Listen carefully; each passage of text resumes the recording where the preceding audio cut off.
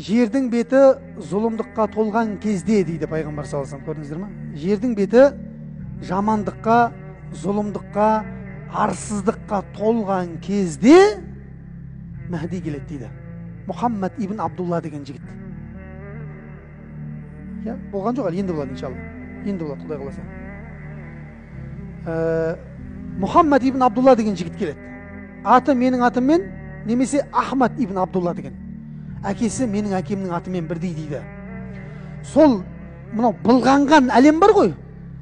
Дұрыс па? Қазір жер бетінде жасалмай жатқан күнә жоқ қой. Қай жерге барсаң да фәсад, бұзғыншылық.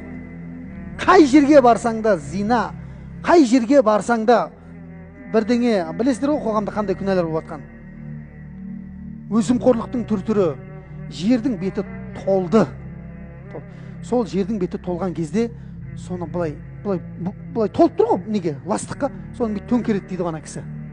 Ол келген кезде жердің бетін әділдікпенен жақсылыққа толтырады дейді. Сондай адам шығады дейді бұл кісінің ұрпағынан дейді.